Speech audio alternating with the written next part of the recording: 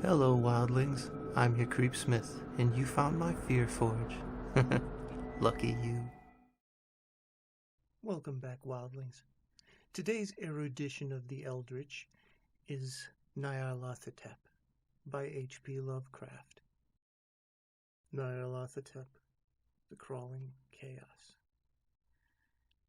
I'm the last. I will tell the audient void. I do not recall distinctly when it began, but it was months ago. The general tension was horrible. To a season of political and social upheaval was added a strange and brooding apprehension of hideous physical danger, a danger widespread and all-embracing. Such a danger as may be imagined only in the most terrible phantasms of the night. I recall that the people went about with pale and worried faces, and whispered warnings and prophecies which no one dared consciously repeat or acknowledge to himself that he had heard. A sense of monstrous guilt was upon the land, and out of the abysses between the stars swept chill currents that made men shiver in the dark and lonely places. There was a demoniac alteration of the sequence of the seasons. The autumn heat lingered fearsomely, and everyone felt that the world and perhaps the universe had passed from the control of known gods and forces to that of gods or forces which were unknown. And it was then that Nyarlathotep came out of Egypt. Who he was, none could tell, but he was of the old native blood and looked like a pharaoh.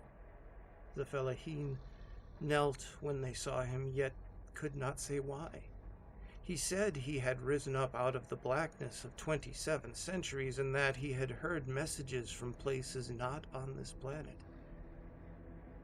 Into the lands of civilization came Nyarlathotep, swarthy, slender, and sinister, always buying strange instruments of glass and metal, and combining them into instruments yet stranger. He spoke much of the sciences of electricity and psychology, and gave exhibitions of power which sent his spectators away speechless, yet which swelled his fame to exceeding magnitude. Men advised one another to see Nyarlathotep, and shuddered. And when Nyarlathotep went, rest vanished, for the small hours were rent with the screams of nightmare. Never before had such screams been such a public problem. Now the wise men almost wished they could forbid sleep in the small hours, that the shrieks of the cities might less horribly disturb the pale, pitying moon, as it glimmered on green waters gliding under bridges, and old steeples crumbling against a sickly sky. I remember when Nyarlathotep came to my city, the great, the old, the terrible city of unnumbered crimes. My friend had told me of him, and of the impelling fascination and allurement of his revelations, and I burned with eagerness to explore his uttermost mysteries. My friend said they were horrible and impressive beyond my most fevered imaginings, and what was thrown on a screen in the darkened room prophesied things none but Nyarlathotep dared prophesy, and that in the sputter of his sparks there was taken from men that which had never been taken before, yet which shewed only in the eyes. And I heard it hinted abroad that those who knew Nyarlathotep looked on sights which others saw not. It was in the hot autumn that I went through the night with the restless crowds to see Nyarlathotep. Through the stifling night and up the endless stairs into the choking room, and shadowed on a screen, I saw hooded forms amidst ruins, and yellow, evil faces peering from behind fallen monuments. And I saw the world battling against blackness, against the waves of destruction from ultimate space, whirling, churning, struggling around the dimming, cooling sun.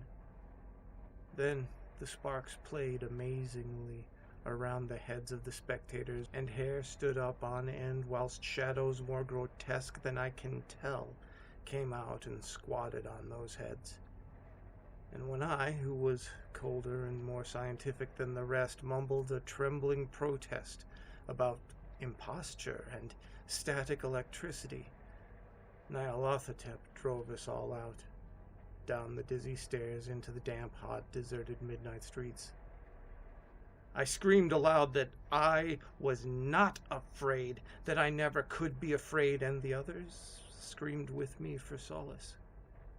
We swore unto one another that the city was exactly the same, and still alive, and when the electric lights began to fade, we cursed the company over and over again, and laughed at the queer faces we made. I believe we felt something coming down from the greenish moon, for when we began to depend on its light, we drifted into curious, involuntary formations, and seemed to know our destinations, though we dared not think of them. Once we looked at the pavement and found the blocks loose and displaced by grass, with scarce a line of rusted metal to show where the tramways had run. And again, we saw a tram car, lone, windowless, dilapidated, and almost on its side. We gazed around the horizon, and we could not find the third tower by the river, and noticed that the silhouette of the second tower was ragged at the top. Then we split up into narrow columns, each of which seemed drawn in a different direction. One disappeared in a narrow alley to the left, leaving only the echo of a shocking moan. Another filed down a weed-choked subway entrance, howling with a laughter that was more than mad. My own column was sucked toward the open country, and presently felt a chill which was not of the hot autumn. For as we stalked out on the dank moor, we beheld around us the hellish moon-glitter of evil snows. Trackless, inexplicable snows, swept asunder in one direction only, where lay a gulf all the blacker for its glittering walls. The column seemed very thin indeed as it plodded dreamily into the gulf. I lingered behind, for the black rift in the green-litten snow was frightful, and I thought I heard the reverberations of a disquieting wail as my companions vanished. But my power to linger was slight. As if beckoned by those who had gone before, I half floated between the titanic snowdrifts, quivering and afraid, into the sightless vortex of the unimaginable. Screamingly sentient, dumbly delirious, only the gods that were can tell. A sickened, sensitive shadow writhing in hands that are not hands, and whirled blindly past ghastly midnights of rotting creation, corpses of dead worlds with the sores that were cities, charnel winds that brush the pallid stars and make them flicker low. Beyond the worlds of vague ghosts of monstrous things, half-seen columns of unsanctified temples that rest on nameless rocks beneath space and reach up to dizzy vacua above the spheres of light and darkness.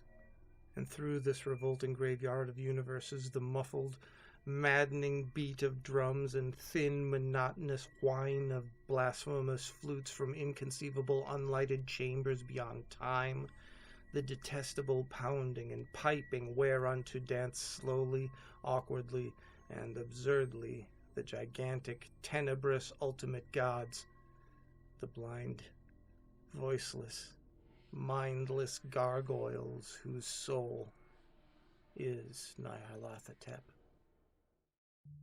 Beware of fads and false prophets, indeed.